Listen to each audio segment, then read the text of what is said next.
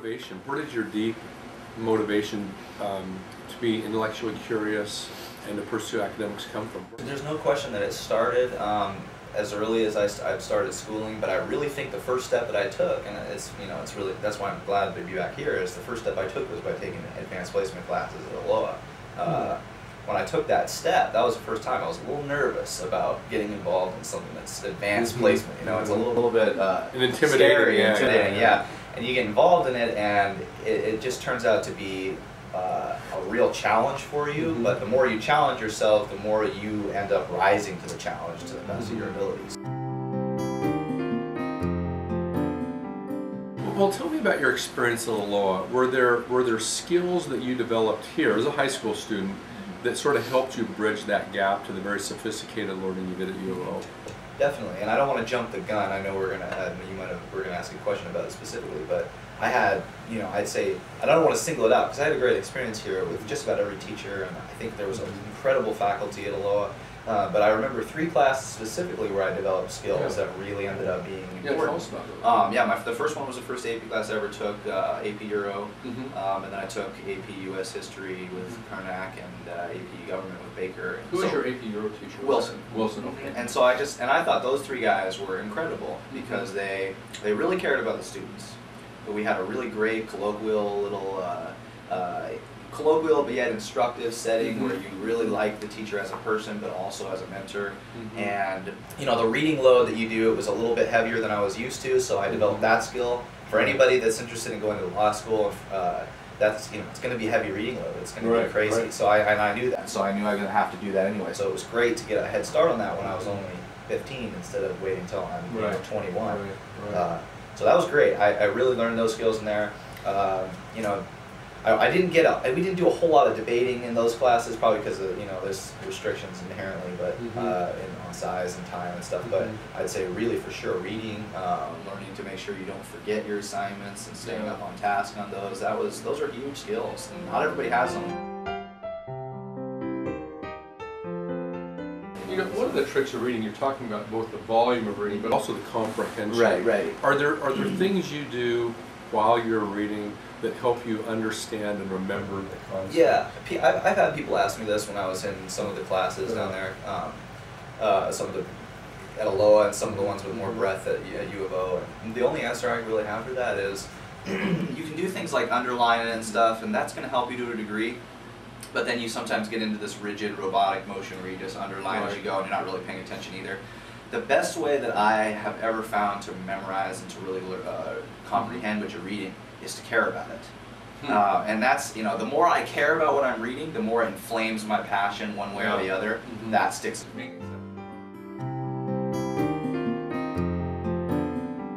What about writing? Tell me about your writing skills and what was important at U of O and how did Aloha help you in that? Essays in AP classes was huge for developing writing skills, definitely. I know I was probably a terrible writer before then.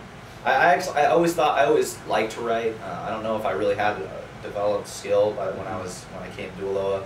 When I got through AP classes, I was much better because I learned how to write an academic essay and things like that. And then when I got to U of O, I remember having the same teacher dress me down on writing as well. I write too, what's the word? There's too much in my writing. I use too many adjectives sometimes. It's too long. I'm not concise enough.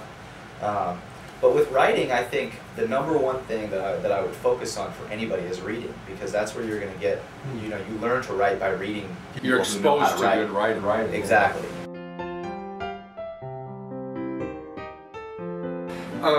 The next thing I'd like to just ask you, Dave, is were there experiences outside the classroom? I know you played some football, baseball here, family activities, church, civic organizations, anything else that really sort of framed you or motivated you as a person and that helped you as a student? Yeah, I mean, I think you can't understate the influence of football and baseball. They ate up a lot of time when I did them, and that forces you to stay on track to a large extent. When you have to go to practice every day after class for a few hours, that's going to be a big time sink, and if you can't adapt to that, then you're going to be in trouble. And so it forces you to adapt to it. And so that's what helped you learn time management. Exactly. Staying busy helped you learn time management. Exactly. Staying busy is incredibly important. I do kind of wish that I had done some other things while I was at Aloha. It's a regret. I wish I would have been in debate, because I didn't do debate at U of O, and I would have loved to do debate. You know, now that I look back on it, I kind of got sucked into the belief, and I want to say this to other people: please don't get into this, into the feeling that if you don't play sports, you're doing yourself a disservice, or you're not going to be cool, or whatever it is. Do what feels right to you, and sports are great, but if you want to do debate or any of those things, do it, because when you get to college, those are going to be huge activities, and they're actually really celebrated. And you know, you can be, U of O has, for example, one of the best debate teams in the country, and those are really, especially for people that think they want to do law, because I know some people think of that, or thinking that already in high school. Do some debate, you know, do things like that. Well, let's turn to Harvard. That's exciting. The Crimson, right? Mm-hmm. So tell us about your acceptance to Harvard Law School. What interested you in law, and how were you drawn to Harvard? Yeah, I'll start with what interested me in law, I guess. I think I always, and it sounds kind of cheesy to say, I actually did have the goal to go to Harvard Law School when I was in high school. Oh, I didn't know So that. I did, yeah. So it was a long time ago. But I think then it was more of just something I said, and I think that's the way it is with most dreams like that. Not that I'm saying you shouldn't follow those dreams, because absolutely, that's the only reason you're ever going to achieve them. But you know, when you're 14, you're going to say, I want to do something that's you don't really even understand what you're saying. Yeah. Well, the last piece is, I just want to, you know, we're so happy for you, David, and we're really proud of you. What piece of advice do you have for Aloha High School? You know, that what can we do as educators, both support staff and teachers and administrators, to help to prepare kids for great endeavors like you're setting up? Man, I think Aloha is already doing things right, and so it's hard to give constructive advice even. Keep the AP program, that's an incredible program, even expand on it a little bit.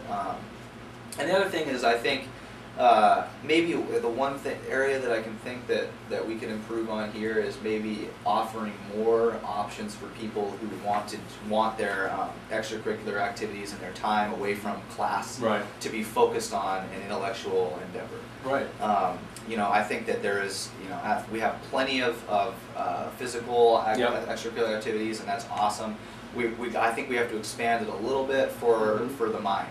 Maybe we can have an after school, even a reading club that's not just a reading club, but that like does kind of what I was saying. And I was just going to say that would be remarkable, because it would give an opportunity to really help get people involved in making learning a way of life and something that really drives them. Because too often I think students, when they have social lives and all sorts of stuff going on in high school, which everybody has to experience, and it's a good experience, we get real caught up in, you know, you go to your periods, and then when you're done with that, you go home to get away from school, and you talk to your friends and all that.